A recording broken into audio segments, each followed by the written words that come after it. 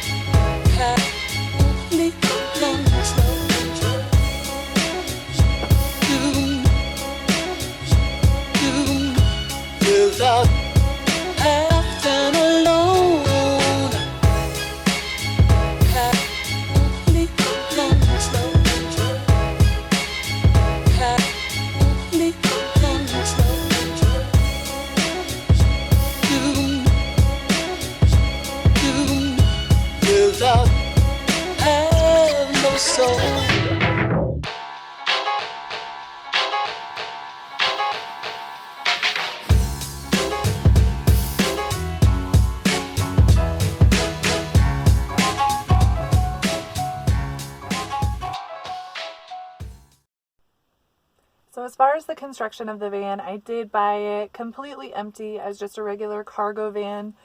That was back when I was living in Minnesota, and I found it on a used car lot up north a little bit.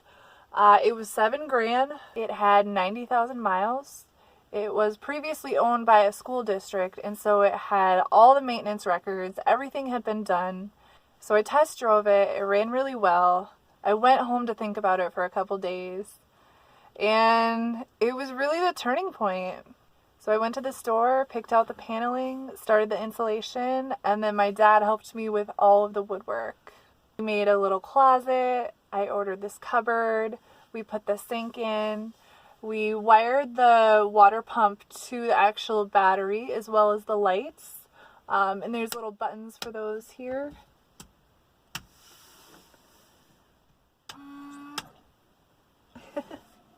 I would say that these shelves around the top here were the hardest to make. There was actually a really sharp metal cage where the high top had been welded on. And so we had to cover that with, we used a carpet runner, and then we put the wood on top to create the shelving. As far as things I would have done differently, I would have insulated better. I used a styrofoam insulation that my dad had just laying around in the garage. I cut it all to fit, but there's definitely some cracks in there and it gets really cold at night. I also don't have solar. My lights are wired to the van battery. My water pump's also wired to the van battery. In the beginning, I was super careful about how much I would use the water and leave the lights on because I didn't want to drain the battery. But I've actually never had it drain. As long as I don't leave the lights on for like hours, I've never had an issue. I do wish I had solar because then I could charge my laptop. But the only other things I would use it for is charging my phone and this little guy.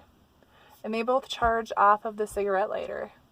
I do all my showering at the gym, so usually I just end up bringing my laptop and charging it there while I'm showering. Or I'll go to a coffee shop, which I do anyway for free Wi-Fi.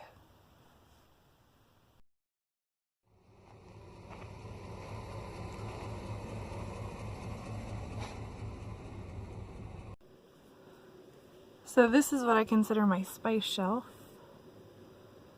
Different cooking supplies.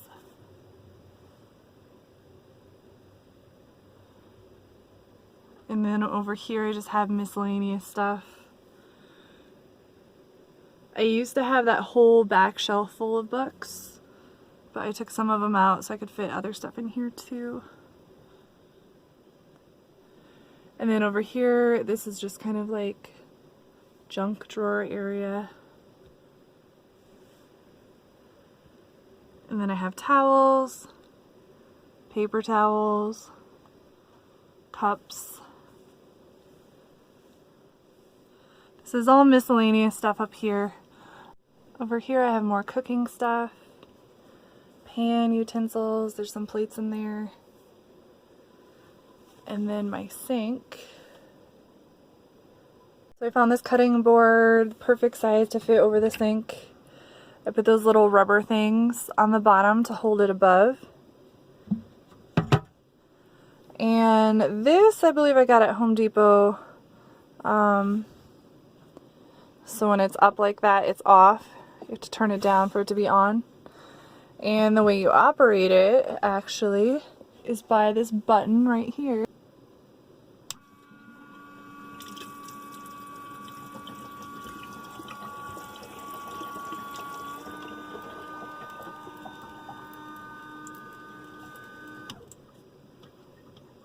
So the sink was my dad's genius idea. In the cupboard here, we have two of the big 5-gallon water jugs. And this is actually a windshield washer pump. So we got that, it fits right into that mechanism. We wired it right to the battery. Added this. So the sink sucks up the water. And then it's deposited out here. That's just a piece of a hose that we used.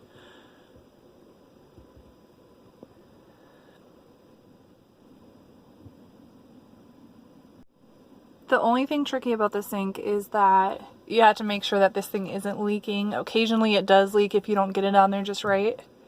Like the cap, that is. So you just have to be careful when you put it back in to watch it for a couple minutes and make sure it's not leaking. Down there I have pans and covers. So this is what I use as my chilled item area instead of a refrigerator. This is only working now because it's winter. It stays pretty cold down here, especially in this water area. In the summer I definitely wouldn't be able to do that. But yeah, this stuff will stay good for a couple days. Saves me from buying ice. So up here behind the sink I have propane, butane, which is what my camping stove runs off. This is my camping stove. And then this is like different bathroom products. So I had ordered this cupboard online, and then my dad helped me cut the hole for the sink. So this is the smallest sink that you can ever buy.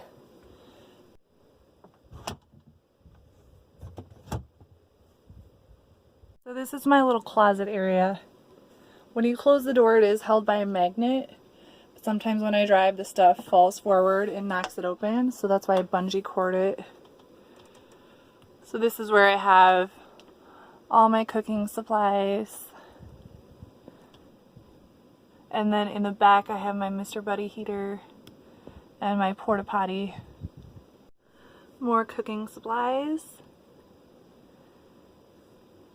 The spray bottle is a mixture of vinegar and water, and that's what I have found most useful to wash dishes with.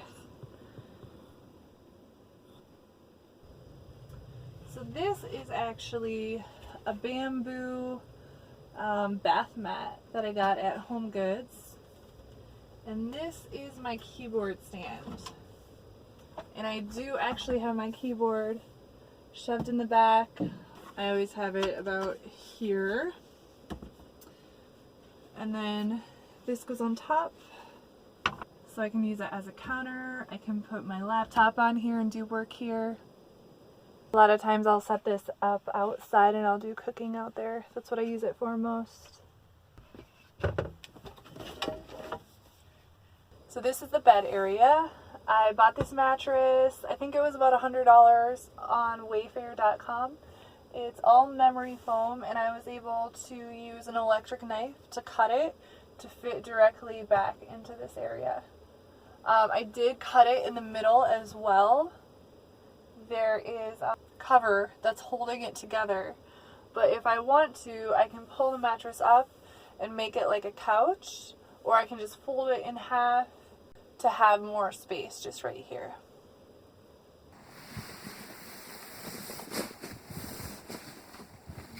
So this is what the area under the bed looks like.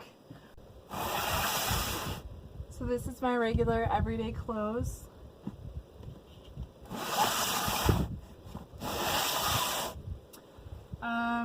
Coat, gym bag, makeup. This is what the other side of under the bed looks like. More storage stuff.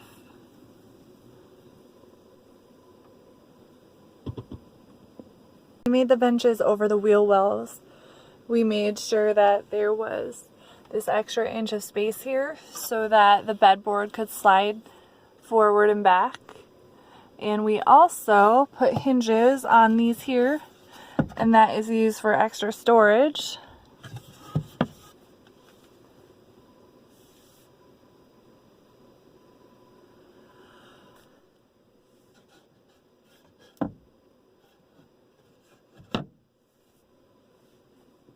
We added this piece of wood here pretty much after the whole thing was built. I wanted it to be big enough to fit two people, like comfortably sleeping, and it was a little tight width-wise, so we added this piece of wood. If you unhook it here, you can fold it out, and then I actually have leftover pieces of memory foam mattress that I put together, and you can put that on there, and it actually comes out probably like to here.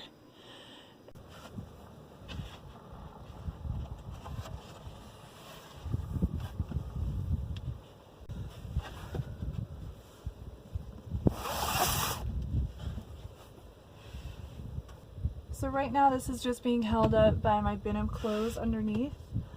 Usually it sits perfectly on top of my little porta potty, the 5-gallon bucket, but that is in the cupboard. I don't want to get it out. This is easier for right now. So this is the mattress piece that I created.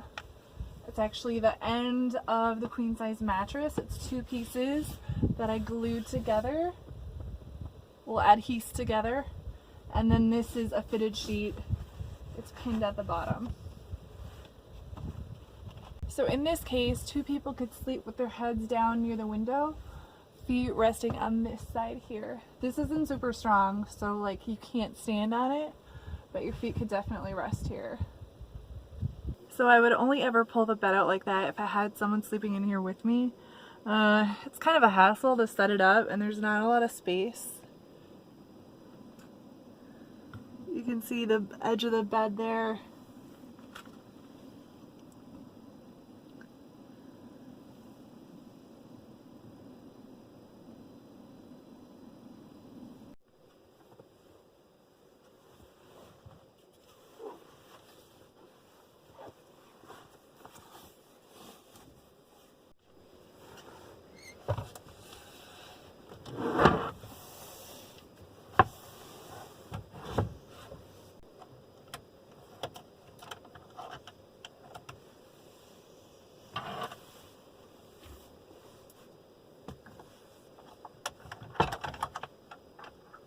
It has been getting pretty cold, and so I have my sleeping bag back there.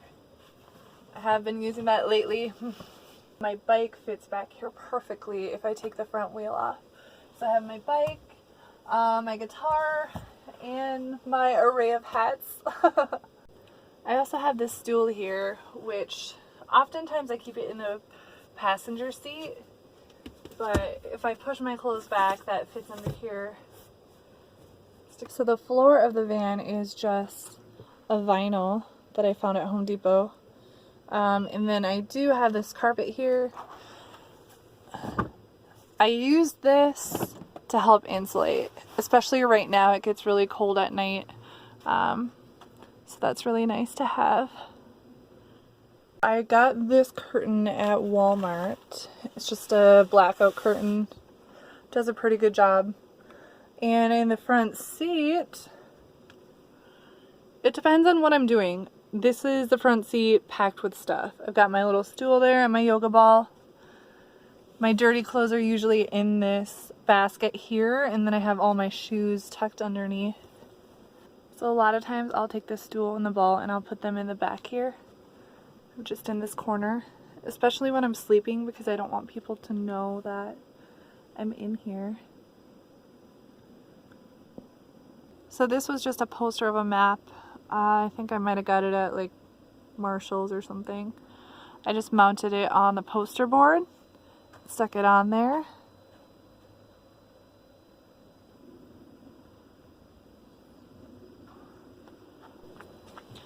People ask me a lot, what is my favorite place that I have visited? And it is right here, White Sands National Monument.